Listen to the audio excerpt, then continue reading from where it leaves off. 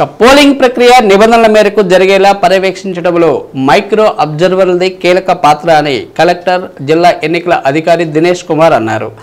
ఎన్నికలలో మైక్రో అబ్జర్వర్లుగా నియమితులైన 410 మంది బ్యాంకు ఇతర కేంద్ర ప్రభుత్వ రంగ ఉద్యోగులకు కలెక్టరేట్లోని స్పందన హాల్లో మొదటి విడత ప్రత్యేక శిక్షణ కార్యక్రమం నిర్వహించారు.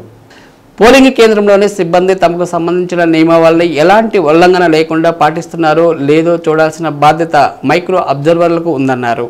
ఎలాంటి ఘర్షణలు జరగకుండా రీపోలింగ్ పరిస్థితి తలెత్తకుండా స్వేచ్ఛగా సజావుగా ఎన్నికలు నిర్వహించడానికి చర్యలు తీసుకుంటున్నట్లు తెలిపారు.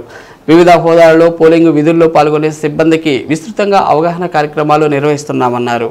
పోలింగ్ కేంద్రంలో ఓటింగ్ ప్రక్రియను, ఆ ప్రాంగణంలో భద్రతా ఏర్పాట్లను, వెబ్ కెమెరాలు ఏర్పాటు చేసిన విధానం, అవి పనిచేస్తున్న తీరును పరిశీలించడంతో పాటు మాక్ పోలింగ్ నిర్వహణ మొదలుకొని ఈవీఎంలను సక్రమంగా అనుసంధానం చేస్తున్నారో లేదో గమనించాలన్నారు. ఎన్నికల సంఘం ఇచ్చిన చెక్ లిస్టు మైక్రో అబ్జర్వర్లు ఎలాంటి నిర్లక్ష్యం లేకుండా అనుసరించాలని కలెక్టర్ తెలిపారు. కార్యక్రమంలో ఎల్డీఎం అబ్దుల్ రహీం ఇతర అధికారులు పాల్గొన్నారు. అక్కడ ఉన్న police officials and presiding officer should deal with it. అది పెద్ద ఇష్యూ రావడానికి అంటే every big issue will start with small differences, అంతే కదా.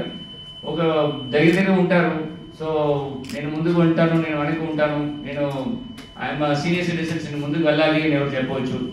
Are some lady with kid ఉంటారు, నేను ముందుకు వెళ్ళాలి, చిన్నపిల్లలతో ఉన్నాను అంటే కొంతమంది. బట్ బిఫోర్ యూ ఇది అన్ని ప్యాసివ్ అబ్జర్వ్ చేసేసి రిపోర్ట్ పెట్టడానికంటే it is better to advise them that ఈ ప్రొసీజర్స్ సరిగా చేయలేదు, you better follow this procedure as per this particular rule అని మీరు వాళ్ళకి గైడెన్స్ ఇవ్వచ్చు యాజ్ అన్ మైక్రో అబ్జర్వర్.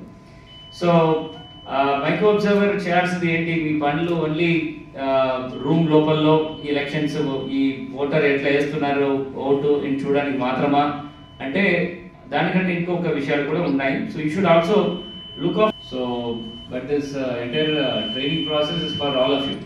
ఎందుకంటే 5 సంవత్సరాల తర్వాత మనం మళ్ళీ ఈ ప్రక్రియ ముందుకు పెట్టినప్పుడు